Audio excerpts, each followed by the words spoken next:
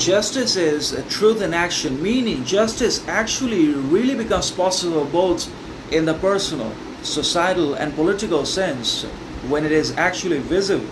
in the government's actions and in the politicians' behaviors, characters, and moralities as well. So when justice finally becomes and transfers into real action and literal behavior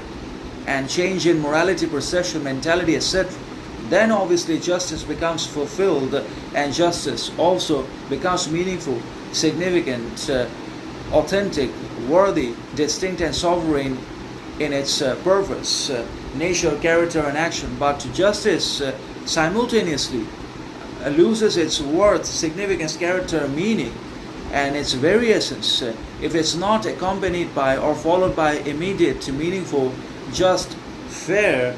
valid, and worthy actions from the individual man himself, as well as from the governments and politicians and the other influential people in power, and that we have selected and voted them into power in one way or another. Now, we may not have selected the bureaucrats and the capitalists. The government has elected these powerful, influential, and elite people, but at least we have selected the governments and the politicians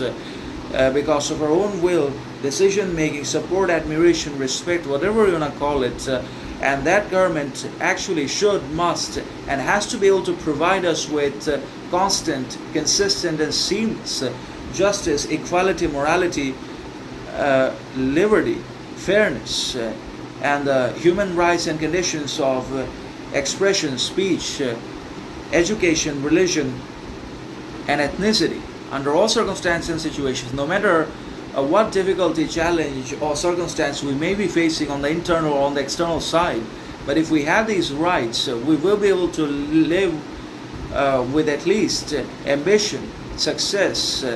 happiness, contentment, fulfillment, character, etc. But if we are denied or refuse these rights and conditions, then we will never be able to live a life of happiness, success, admiration, worth, contentment, and we will have to deal with a lot of unnecessary misery, corruption, inequality, injustice, and we may eventually become violent, and we may violate one another's sovereignty, rights, character, perception, mentality, and we may even start hurting or harming each other because of, again, lack of order, justice, equality, resources, employment, talent in the society. So that's how justice works out. Justice has to be able to fulfill its purpose, not just by the individual man's character and sense of morality, purpose, and action, but also because of the government's actions as well, because the government is equally liable